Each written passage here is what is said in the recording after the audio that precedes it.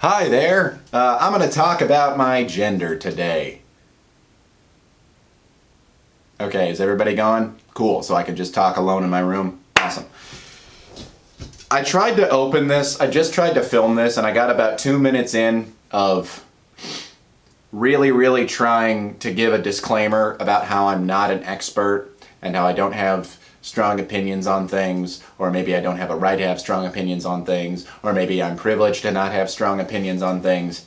I'm just gonna throw all that out the window and I'm just gonna talk, and if you're offended, please type it in the comments. It's so wonderful not having anybody watch me yet. I don't get my face on a blog post for trying to tackle a topic as big as gender. What sort of sparked me wanting to talk about this today? I'm doing a monologue for a class, for an acting class that I've been in for a number of years. I'm not in this acting class right now, but I'm going to be coming back to it sometime soon. I took a break from it. Let me give a little bit of a life update.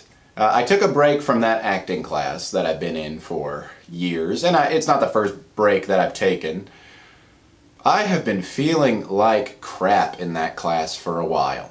And it's a mix of the social aspect of things, of me feeling like I don't really fit in that class, but I don't ever feel like I fit in anywhere if you give me a long enough period of time. Isn't that funny? I feel less like I fit in places the longer that I'm there. Maybe because people don't have the novelty of me being there, and so I don't feel like they shower me with all the attention that I deserve. I am quite the narcissist. But I don't think it's so much that. It's that when they don't give me that, hey, you're a new person, like kind of attention, I start to just assume the worst, and it's because they've grown to hate me. Like, you liked me at first, but then you saw who I really was, and you don't like me anymore. I know that is probably not the case logically, but it just feels like that, especially in my darkest hours. The past 2 months were so dark, like literally dark. Like, everything got dark super early, like 4 or 5 p.m., as it does every winter time. And so it's already dark by the time I get to class at like 6:30 p.m. The class is 3 hours long. By the time it's 9:30 p.m. I'm very tired, and when I'm tired, my mood is extremely volatile. I can have feelings of extreme bliss and euphoria and profound realization that I don't have when I'm wide awake and fully rested. But then it also goes to the place of like everything that I love is literally going to crap. And I'm crap. Everything that I thought was good about myself is actually a very bad thing that I shouldn't be proud of. And I really needed a break from that class for a while. So I've taken this month off. I might take February off as well. I'm not entirely sure. But when I go back, I'm already planning my return. And I'm already planning, this is what's sick, and my class is giving me exactly what I want. I like being a bit of a martyr. And I've heard through the grapevine that people are missing me these classes, saying like, oh, I can't imagine the class without him, because, you know, he's just always in it. And so I do sort of like that I'm getting away and they get a chance to remember the things that they really liked about me when I'm gone. I don't need that appreciation always, but I definitely feel like it's sort of like mission accomplished with me leaving the class for a little while. And I'm going to come right back in, and I'm sure people are going to be happy to see me. I don't want to come in like really early before the class starts and get to sit around with people and mingle. I want to come in like when class is like just barely starting, like maybe even a minute has passed, come in and everybody, hey, he's back, blah, blah, blah. And then I already have this monologue that I've been working on, and I'm going to do it, and that's going to be the first thing that people have gotten to see from me for a while, and hopefully it goes over really well.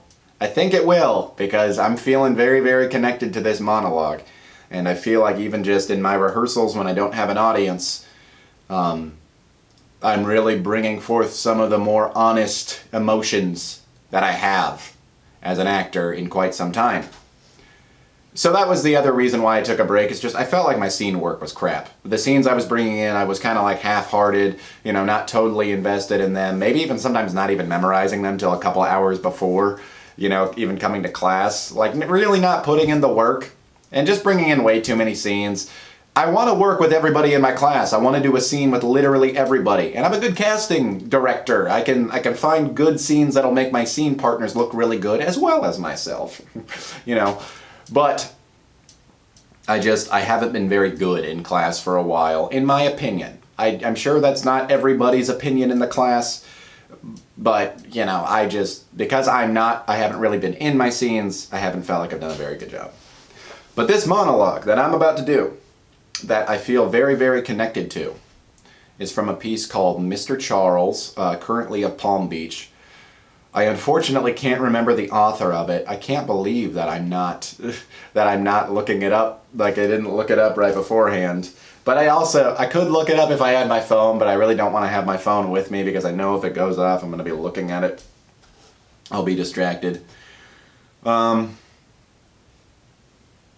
It's from the perspective of a very gay man. A man who, it's not so much he's very gay, he's very forthright with how gay he is. He proclaims it upon the world. Not in my monologue, but in the larger piece. He says early on, I am what causes homosexuality. I'm so very deeply homosexual that I have been known to turn a man gay with just a glance. I'm not gay.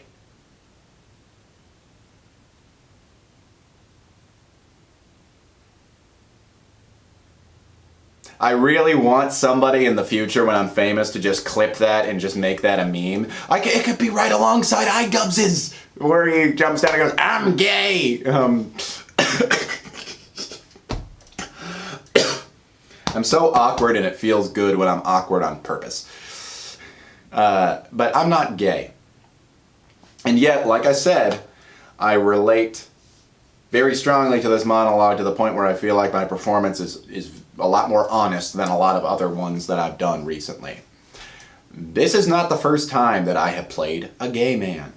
I was in a play called Dolly West's Kitchen in college. That's one of the best theater experiences I've ever had. Oregon State University theater was really, really awesome in my time. Maybe it still is, I don't know.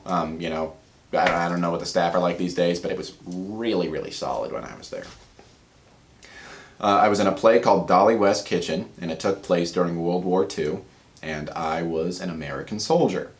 And I happened to be extremely flamboyantly gay, very Liberace-esque. And I had people who saw the play who didn't know me yet. I mean, it was my first play at Oregon State. They saw the play and they thought that I actually was gay. And I felt very good about that, you know? I gave a very honest performance. There's just something about... There was something about this monologue that I really resonated with. And the monologue itself is about this guy. He talks about the day that he decided... He's being asked in Mr. Charles, he's being asked, have you ever been in love? And he says that one night he got beaten up at school and he came home and he looked into the mirror and he asked himself, like, who do you want to be? Okay, do you want to be like those boys? Do you want to be like those boys who beat you? Or do you want to be this persona, this beautiful man that is Mr. Charles, who is absolutely wonderful and fabulous and exuberant in every single way? Is exuberant the right word? I'm going to have to look that up afterward. I think it is. Most of the time when I say a word without fully knowing what it means, I look it up and I'm like, that was good enough. That was a good enough use. So I'll keep you posted on if I used exuberant right. But yeah, he asks himself, do you want to be like them? Or do you want to be Mr. Charles? And he decides that night that he is in love with being gay. And in a way, that's his own way of deciding that, yes, I've been in love. On that night, I decided that I was madly in love with myself. It's a really, really beautiful monologue. And it's always stuck with me. The first time that I saw it, it was a full 10-minute piece. It's way longer than what I'm bringing into class next time. It was for speech and debate, because I was in speech and debate, and I never quite succeeded in doing dramatic interpretation, which is where you do basically an acted piece. I mean, it's basically a theater piece. You do a little one-man or one-woman show.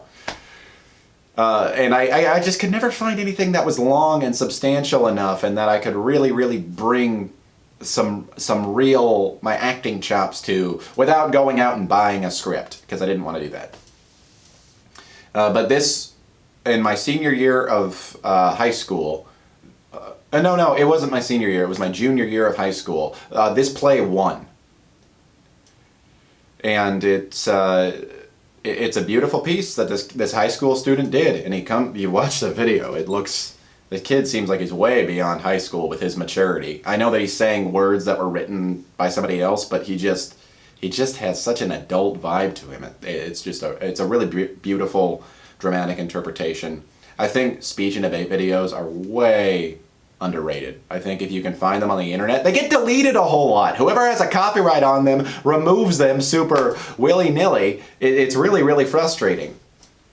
But yeah, look up Mr. Charles. The kid's name was Deshaun something. I'll have to figure out who did it, because he's really good.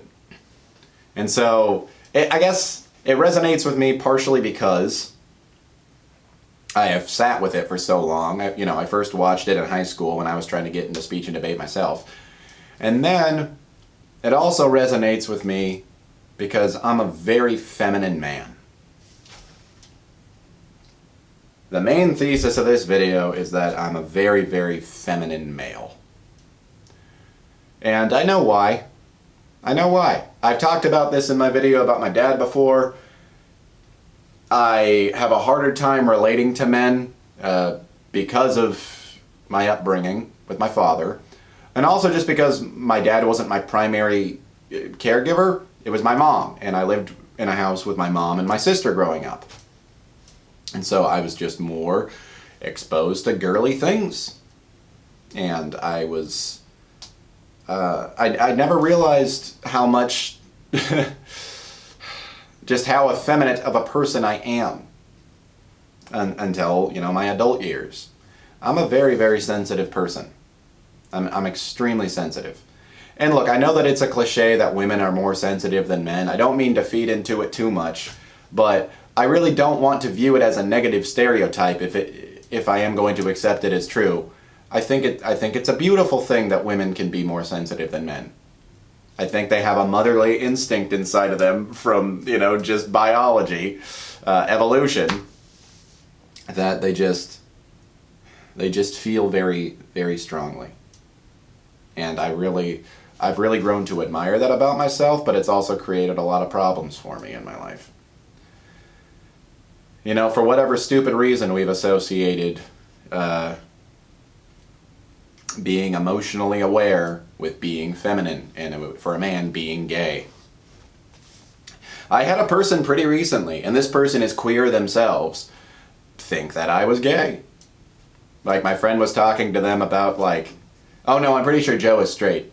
And the other person was like, what? What? Are you sure? What? I don't think I give off the strongest vibe in the world about that, but I definitely can see it. For one thing, I sit with my legs crossed, not the man way of crossing your legs. I'm not going to show you, but you know what I'm talking about. I find it more comfortable to do it the conventional lady way. Okay? That's just a fact. Also the fact that I'm constantly looking at myself, but that has a lot more to do with insecurity. So maybe you notice it, maybe you don't. I'm looking at my display a lot more often than I'm looking at the lens, and I'm trying to work on that. But so far this video I've very much failed. I give off some not particularly, if I'm not going to say masculine, let me just say macho. I don't give off particularly macho vibes most of the time. And I've wished that I could, but at the same time I don't.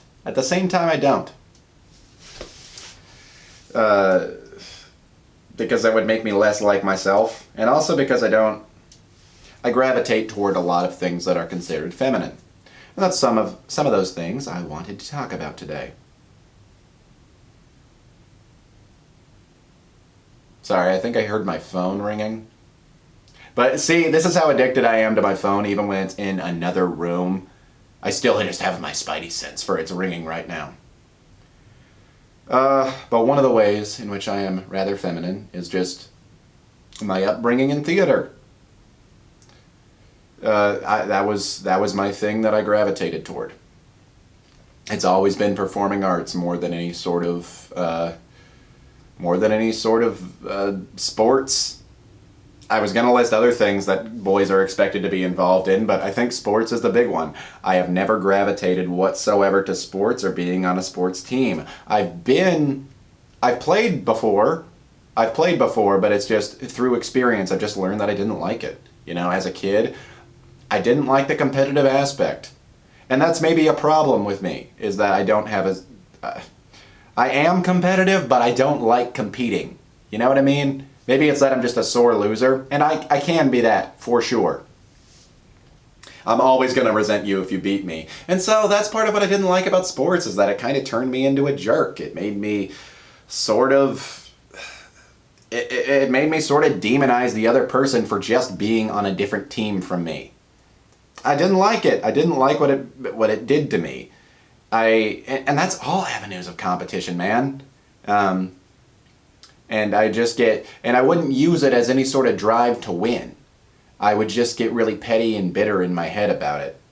And of course, as we all know, that really doesn't affect your opponent at all to be like that. It just affects you. But also just the people that I bumped into. I've always related more to people who have a performing side, people who have some kind of a theatrical side, people who have some kind of artistic passion. I was on the tennis team my freshman year of high school, and it was okay. Guys on the team were nice enough to me. I just didn't it felt a bit like a frat, and tennis is not even a particularly macho sport. Like, I can't imagine what I would have been like if I were on the football team. Like, how little I would have felt like I fit in there. But yeah, it had this kind of frat vibe to it, and guys like to, sort of start making all these manly inside jokes and chant things super loudly at each other and pick on each other for things that, they didn't target me, maybe because they didn't feel comfortable enough with me. I think it was a rite of passage for them to create some little inside joke with you, but honestly, it would have just hurt my feelings if they had come up with some demeaning nickname or something like that they probably meant in good fun, but that's just not how I can really joke with people. Yeah, I didn't like that sports team. I didn't like the sports I was on growing up, even younger than that. T-ball was fun, but that's because I wasn't paying any attention whatsoever to whether or not we won at that time. But baseball and soccer, I talked about this in a previous video a long time ago, like last year, when I was making videos in the wake of the very beginning of the pandemic.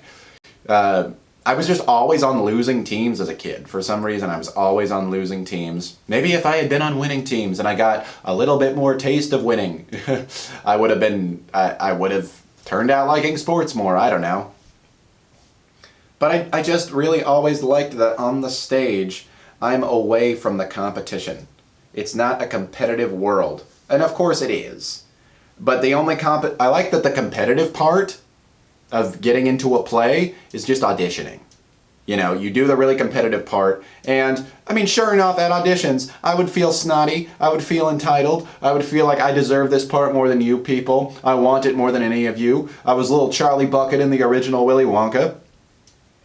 Thinking, I want it more than anybody, therefore I deserve it. And that's just part of being a kid, for one thing, but, yeah. I liked that the audition was over, and then after that, you get to just be in a group of friends, and you don't really have to feel better or worse than anybody. I'm sure that there's some hierarchy feeling of this person got the lead role while I got a supporting role. But in all the best casts I've been in, it's very easy to look past the hierarchy of roles and just go into, hey, we're all here now, let's just make something really, really awesome. And I love this monologue from Mr. Charles because of the theatricality of it. And it's a testament to the theatricality of a lot of the queer culture.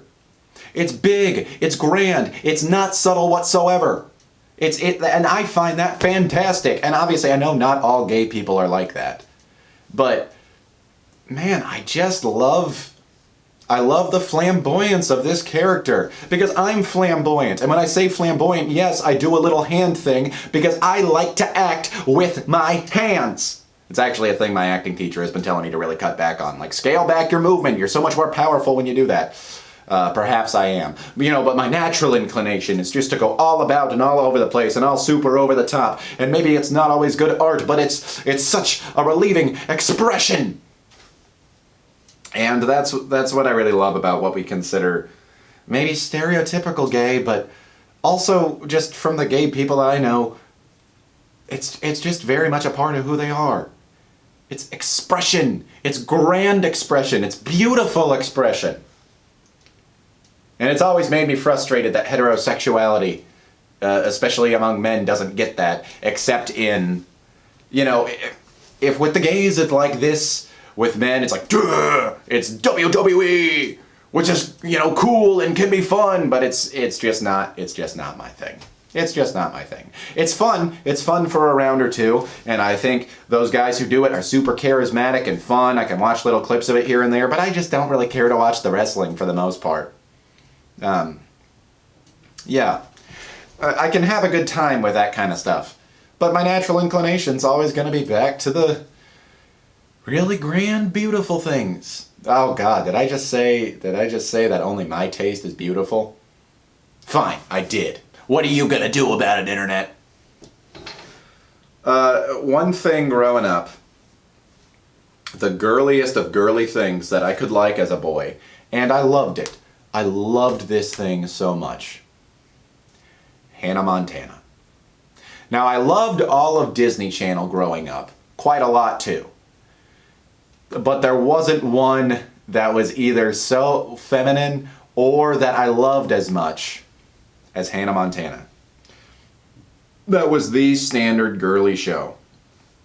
And every guy in my grade loved to diss, not only on Disney Channel, but on Hannah Montana especially. That was the quintessential dumb girly thing that I don't like because I'm above it. Meanwhile, they're watching every stupid thing that, every stupid cartoon that was pumped out and, shoved in their face. Even if it was just a big advertisement for the toy that it was selling. Nobody's above liking stupid things. And granted, when I was a boy, I looked down on some girly things too. Bratz I could never get into. I was just sick to my stomach watching the Bratz trailer. I think it was when I was watching Transformers. But I loved Hannah Montana. And I spent a lot of time at my dad's house. I mentioned that my dad lived on a farm growing up as a kid, but as we got older into middle school, he actually just lived in an apartment in a city. And he didn't have a TV, but he did have a computer with internet. It was a pretty good computer, and it was at a time when there was a lot of illegal stuff being put onto YouTube. You could watch like full-length movies that were just uploaded by some user, usually being like 10 parts because videos couldn't be longer than 10 minutes when it started out. And it was grainy 240p potato quality. It wasn't high quality stuff that you were watching, but hey, if you wanted to watch the movie, you could watch the movie. And that was the same with Hannah Montana. Just about every single episode was available on YouTube in like 2 or 3 parts and in the crappy quality, but you could watch the whole thing. And I just loved it. And I can't tell you exactly what I loved about it. There was a real Disney Channel formula, pandering, that it hit all the boxes to entertain me. Same way that Sweet Life of Zack and Cody did, or That's So Raven did. Or a little bit before, different style, but Lizzie McGuire too, because Lizzie McGuire didn't have the laugh track. Let's see, what else? What were some other sitcoms I liked at the time? Phil of the Future, that was a pretty great one. Anyway, Disney Channel knew how to hit these certain boxes, probably did a lot of market research to figure out what kids were going to enjoy. But what a lot of people forget about Hannah Montana is that it also had guy characters on it. It had guy characters with guy problems, and ones that you could relate to, and ones that you saw yourself in, and ones that you wanted to get through whatever they were getting through. You know, there are two main girls on the show, which is Miley and her friend Lily. And then there are four main, I said two main girls, right? There are four main guys on the show, which is Robbie Ray, you know, Billy Ray Cyrus's character, Jackson, who that actor was actually 30 in real life when the show started, which is crazy to me, or right around 30.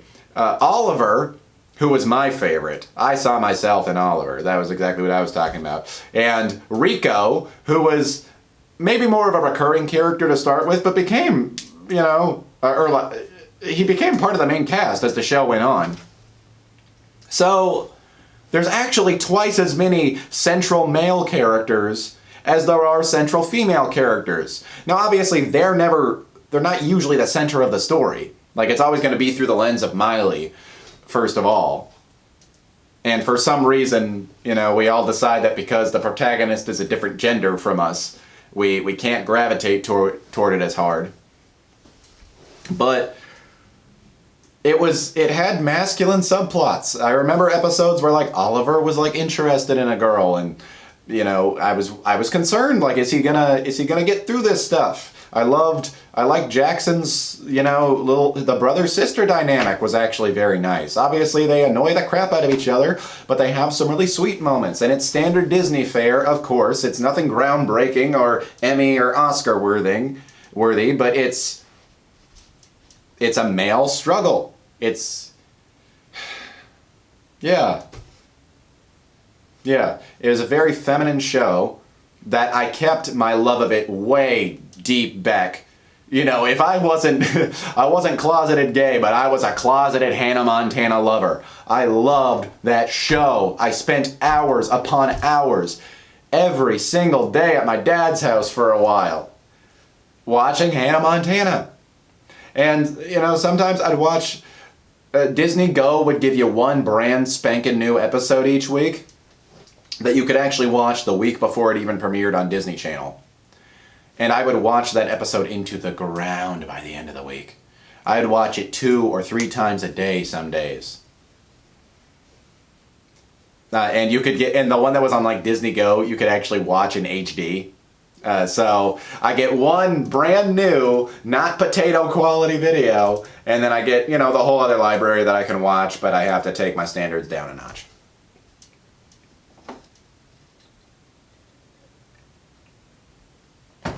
I just loved Hannah Montana. And I can't remember, I feel like it probably was a bit of a bargaining chip that my sister used because we went to the same middle school, you know. If I saw her on the grounds and I was being kind of a pest to her because she's my sister and that's what we do, I feel like there would probably be a time or two. I don't specifically remember, but I just don't see why she wouldn't do this. Say, hey, if you don't stop annoying me, I'm going to tell your friends how much you love Hannah Montana. Yeah, I don't remember if she ever really did that, but she should have. She should have. It would have worked. I would have done whatever she wanted for a while. I probably would have just denied it to my friends and we would have moved on. There was this sort of implicit rule with boys growing up that I think that we all liked some girly things, right? We were all into some stuff that we were told we weren't technically supposed to like. But we just kept it very, very buried. And it was sort of a don't ask, don't tell thing. Just don't ask. Just don't ask. Don't ask if a guy secretly likes Disney Channel this whole time. I can't even imagine. There are probably some guys in my class that like Britney Spears and Avril Lavigne and, you know, stuff like that. Yeah, Hannah Montana. Hannah Montana is a great show. There were some things that made me mad about it. And just to briefly summarize, they're all pretty much in the last season. One, they wrote out Mitchell Musso. Oliver, he probably just didn't want to be on the main cast anymore. But that's really annoying. He was my favorite! And then the other thing is that they write off Jake Ryan by him cheating on Miley in the end. Which is such bull. It's not true to the original character. They could have written him out without him being a piece of crap. What if he just needed to do another movie on the other side of the world? Anyway, I just needed to get that out before this half of the video is finished. But Jake, you deserved better. You really did. This is the first time in a while that in between the first half hour and the second half hour I actually went up and did something for a whopping 2 minutes. Crazy, right? It's usually immediate. A girly movie I really loved as a kid was Aquamarine. I couldn't tell you exactly what it was about it. It was a girly movie that was just, it was easy to take seriously. I think if pandering boy stuff was just like, woo, action and explosion and farts, ha ha ha. I think girly pandering stuff was, oh, cute boy, you know, and Aquamarine, it was about a mermaid, obviously. But it was also, you know, it was a story of friendship, and it's a story about, you know, a girl and her mom and their complicated relationship. And, I mean, it's a movie about love. And it's about a lot of different kinds of love, and I think that's really, really cool. It's about romantic love, it's about friendship love, and it's about family love. It's a really, really, really nice movie. But it was another movie that I would watch at my dad's house. I would rent it from the library, and, you know, I'd play it on his computer, the DVD. And it sounds really funny, but at the end of the movie, Aquamarine, there is a song that plays where she says, I feel connected, protected. It's like you're standing by with me by your side or something like that. I probably butchered the lyrics. It's a really lovely song, and this is another funny thing about me.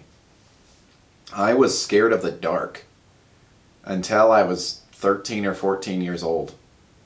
It was past middle school when I finally got over being afraid of the dark.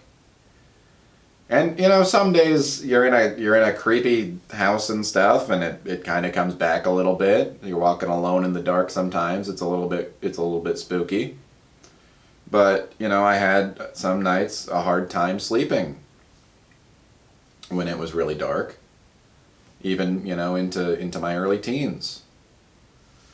Because my thoughts, I have a wild, active imagination, and it was very easy for me to think about scary stuff.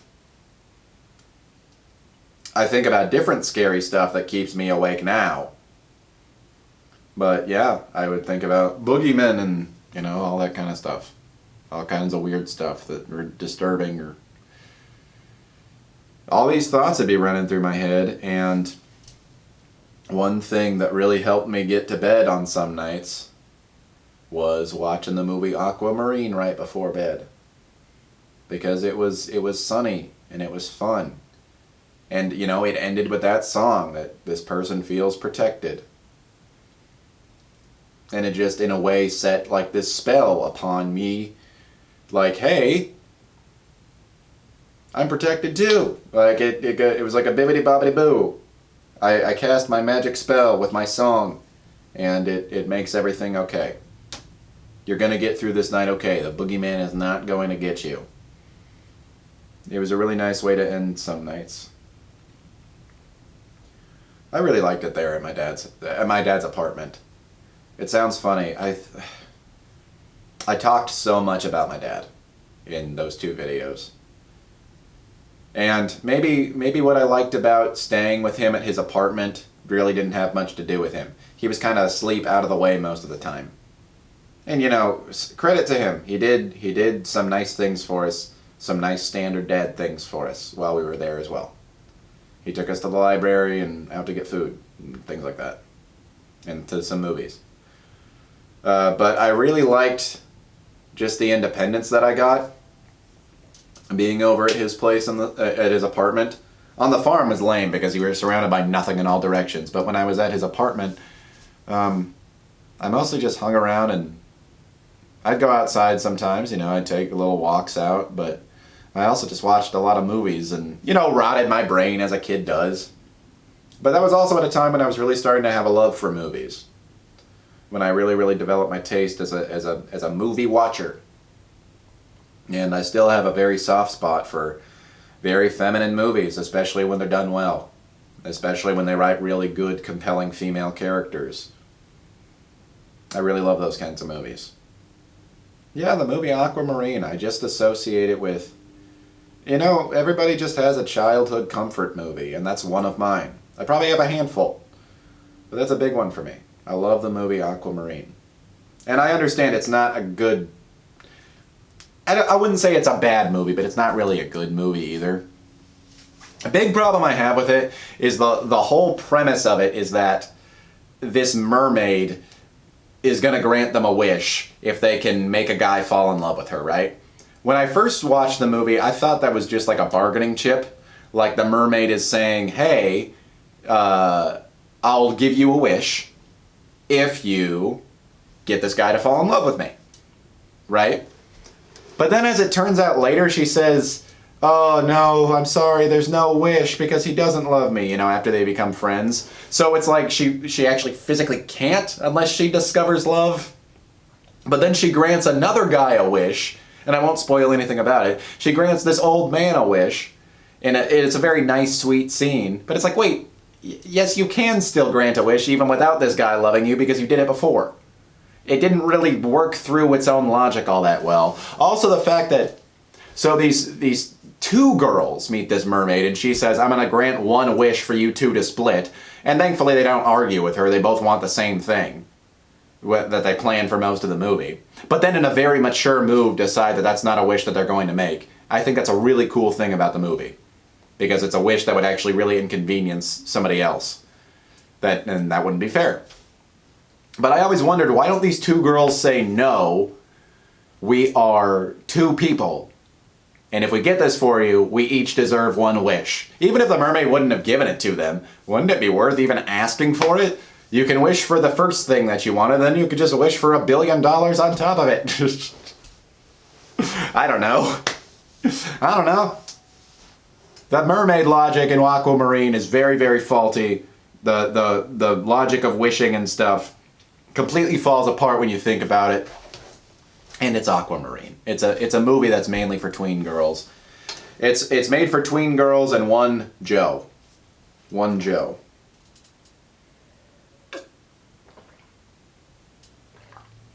Yeah, man, I want to watch that movie again. I really like that movie.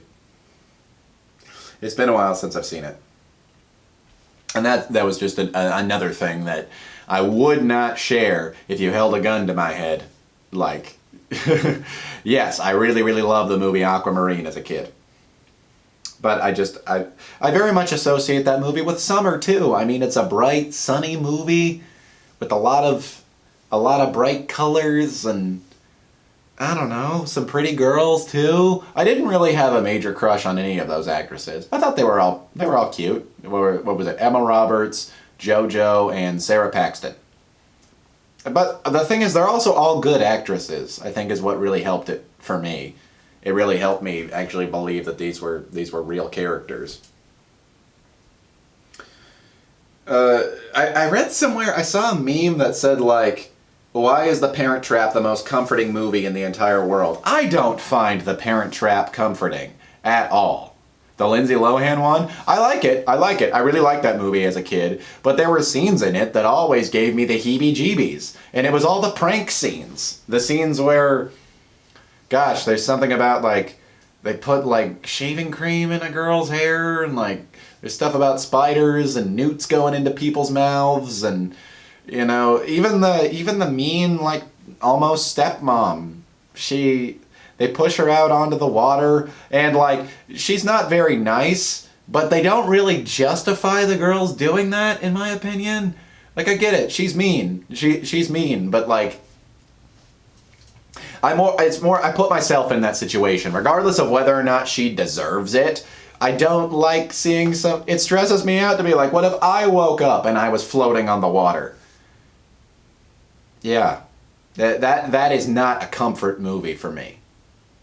My comfort movie is Aquamarine, and I request that all copies of that meme be stricken from the internet and be replaced with, hey, isn't Aquamarine the most comforting thing that you ever saw as a kid? It's more accurate. But one thing that was kind of cool, today I was working at my job and there was some music going on the overhead. And it was I don't think it's a radio station. It doesn't sound like it because it sounds like it's just nonstop music. It's a collection of mostly like soft rock hits and maybe some like a couple like fun dance and pop tunes, but a lot of soft rock songs. Some songs that weren't even really hit songs.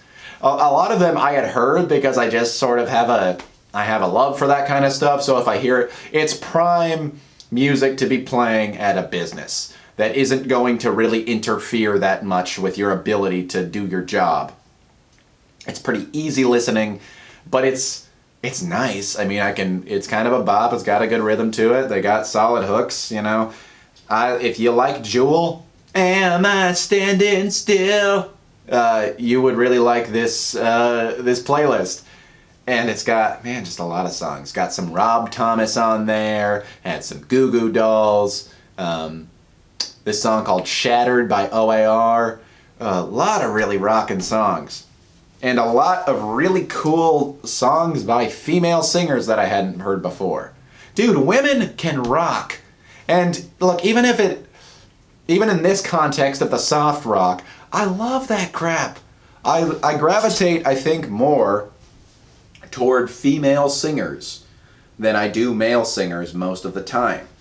And it's interesting because in my last video it was all about songs and all of those song lyrics were written by men. I don't know if those are just the 5 that are standing out to me at this time or what the deal is, but maybe I gravitate more toward male lyricists, but I gravitate more toward female singers because I mostly listen to female singers. I love female singers. And part of the reason is that I get to the same reason girls love listening to, I mean, I don't know what they listen to these days, but why girls my age growing up listen to Justin Bieber and One Direction and stuff. I've always liked One Direction. Another girly thing I liked. But part of the reason is that you get to listen to these songs and kind of imagine that this woman is singing it to you. Especially if it's a really passionate love song. You could be like, hey, I'm a person who somebody could love passionately, you know? Right? Right? I was playing the song Shut Up Kiss Me by Angel Olsen to my friend. And I asked him specifically, play me a song that makes you wish that you had a girlfriend when you're single. And he played the song Better Man by, what's his name, Leon Bridges? Is that his name? Leon something. It's a good song too, but I just think it's interesting. He chose a song that's from the perspective of the man saying, you know, all the ways that a woman like makes him a better person, and that's awesome. But I just like to listen to Shut Up Kiss Me by Angel Olsen because I just get to listen and pretend like she's that passionate about me. And that she's telling me, shut up. You don't need to say anything. Just kiss me. And I explained to my friend, I mean, I sort of worked through this with him. It's a little bit like emotional porn. You know, I get to listen to this woman and pretend that she is speaking directly to me about this stuff. Like she is telling me, you know, she's singing all those passionate lyrics to me. And I know that that's not a brand new revelation, but it's the first time that I really felt like I was the sucker for it. And I probably have been before, but I just, you know, I never had the self-awareness. Because, I mean, I listened to all the songs talking, Repeat stuff by Bo Burnham, or way before that, Pop Song by John LaJoie, which is an amazing video you should check out. Because they market this song to young, impressionable, and insecure teenage girls. Like, I had listened to all the guys talk about how girls were being suckered by these singers. That was the first time when I really got hit in the face with like, man, I'm just as much of a sucker for women singing about how much they want their guy. And me pretending to be that guy. But what was cool when I was at work listening to this, all these soft rock hits, a lot of them by some rockin' ladies, one of them came on, and I really liked this song. And it was Let me see, what was it? It's called Can't Behave by Courtney J. I just saved it to my library earlier today. I've listened to it a couple times since I got home. And I find out it's on the Aquamarine soundtrack, as well as that other song, that closing credits song. I need to find the name of that too. But that's just a funny little connection. I've already been thinking about the past couple days doing a video on, sort of my femininity. Oh gosh, that was a very big burp.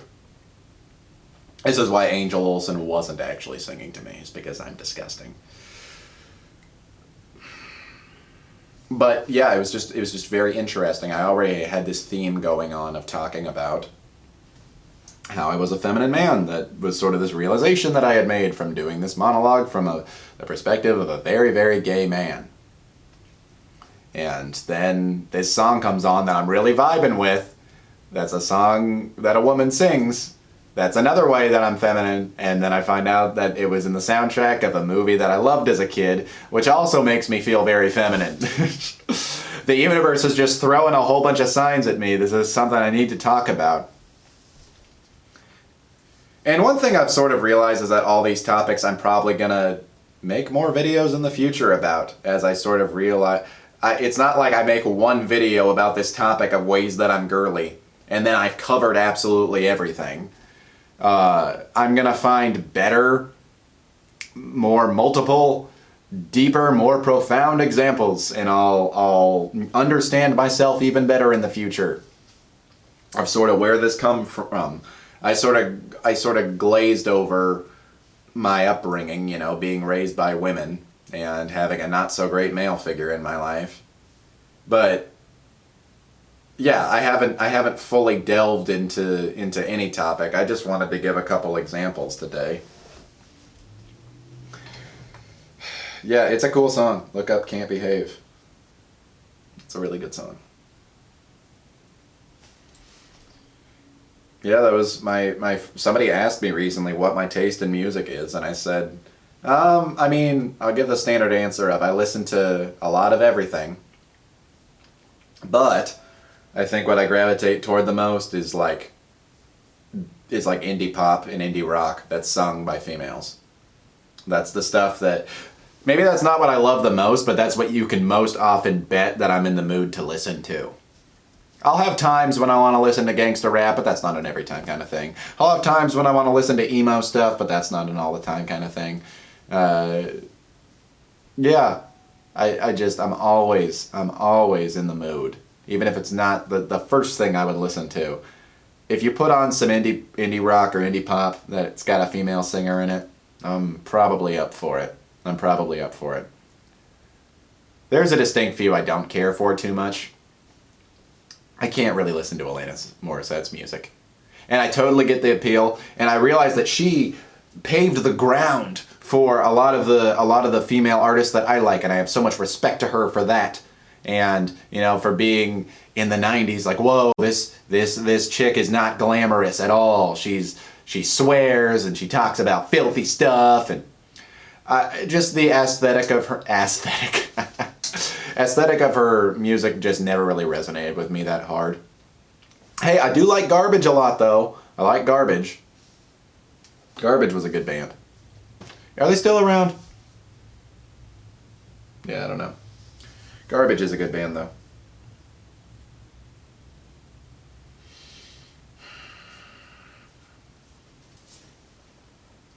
Yeah, I like a lot of girly music. I've seen a lot of girly movies. All around.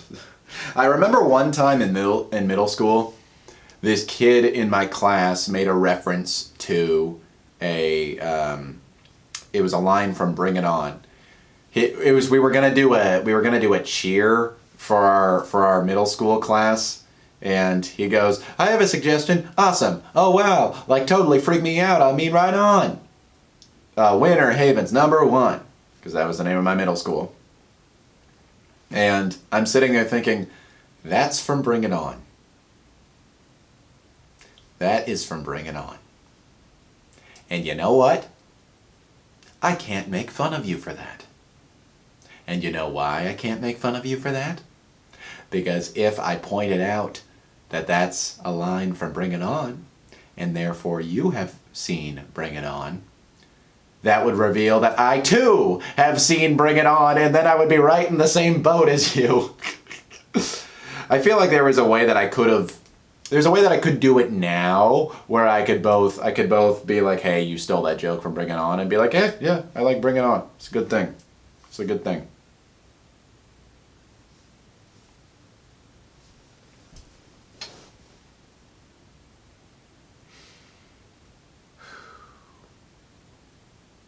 Yeah, but I'm still a man. I still am. You know what I do have, unfortunately?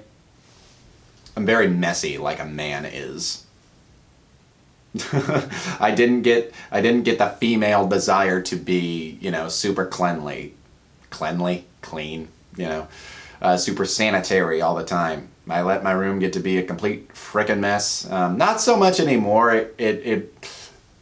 But I used to leave out plates with like crumbs and crap on it with like a little bit.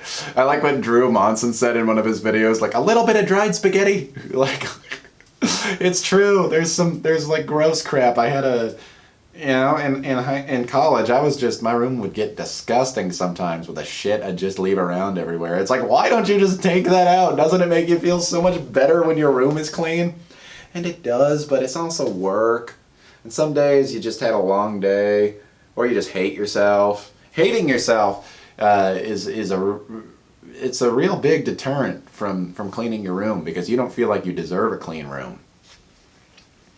So I definitely inherited some bad male traits, But yeah, I mean, at the end of the day, I am what I am. I really love that monologue, though, that I'm about to do. I love the whole thing about, like, who do you want to be? Do you want to be like those boys who mock you?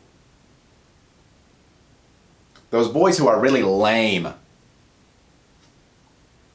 Or do you want to be Mr. Charles?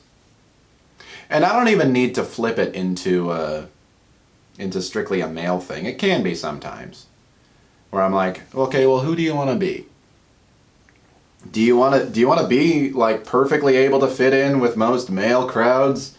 Do you want to be like more masculine and like lose what is very you about you?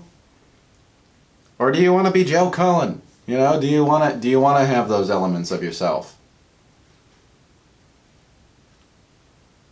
And most of the time, when I'm in a good headspace, the answer is the latter. And then, also, it doesn't even have to do with anything related to being girly or male. Like, it's just, sometimes I really ask myself, I look around at work and I see people who are leading pretty standard American lives, got their standard job, they got a family they're taking care of, and they're getting by, not excelling, but getting by. They're doing good for themselves. And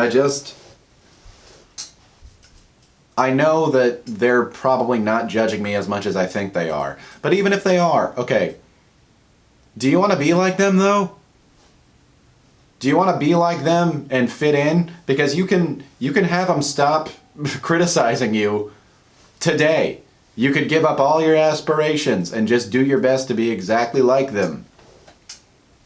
Is that what you want to be, though? Or do you want to be Joe, who has the weirdest taste in everything, who does get very emotional very easily, who in recent years has realized that he can't watch as many scary movies as he used to because they legitimately disturb him. Man, there was anyway, the point, I'll get to that in a second. The point is, I like being a sensitive person.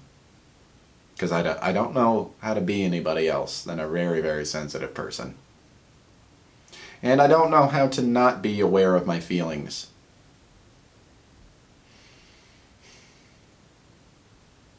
Yeah. I don't know how to not be aware of my feelings. There's a movie called, I've talked about it before, there's a movie called Eden Lake.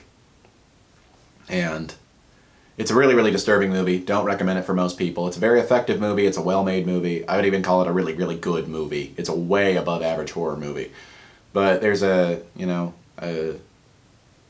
kind of a spoiler, but not really. A kid dies in the movie. There's one particular scene where a kid dies that just really, really gets to me. And, yeah, it just makes me really, really sad. That scene has haunted me, like, since I saw it this past October. That's just really, really stuck with me. I really wasn't expecting the movie to go there, and, like, props to it for having the balls to do it. Yeah. I really love sweet, innocent things. I talk a lot about how I don't want to have kids. And it's true, I don't want to have kids right now. And I think that's very smart of me. I cannot raise a kid right now. But I really like kids. And of course, they can annoy the crap out of you. They can drive you up a wall. It's so annoying being in close quarters sometimes with somebody who doesn't have any sort of logical deduction or rational reasoning. Or somebody who hasn't quite developed all the empathy and worldview that they need to resolve a situation as easily as they could. But I just love kids. I have a real, real soft spot for children. I love this TikTok that was like Dr. Glockenflecken, who makes a lot of really funny videos. I can't relate to all of them because they're about working in healthcare, but he does make a video where he really solidly breaks down like how hard it is working in pediatrics, and maybe it doesn't always get the respect that it deserves. Stuff that involves childcare does not get the respect that it deserves. Sometimes it can pay well, a lot of the time it doesn't. But it deserves a lot more respect than it has. Because I don't know that I could dedicate, I don't know how much time I could dedicate to taking care of a child, at least in this time of my life. I really, really would like to have kids if my life and the world around me makes it comfortable. I don't want to bring kids into a world that's just like immediately going to die. I don't want to do it. And I don't know if it's ever going to be a good time to have kids.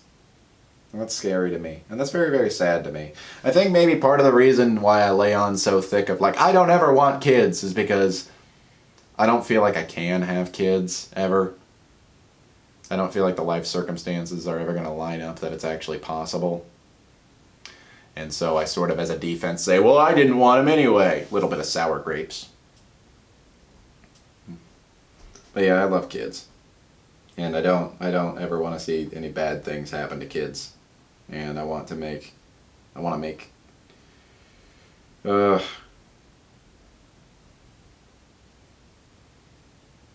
know. I have a motherly instinct in me. Does it have to be called a motherly instinct? I don't know. I have a parental instinct, at least. But yeah, I'm really looking forward to working at. I was at that office for the first time that was playing all the girly rock, and I'm really looking forward to being sent there in the future. I don't know how often I will because the other offices that I work at kind of need people more often than this one does. But still, just knowing that I have that is one of the things to look forward to. Ooh, excuse me.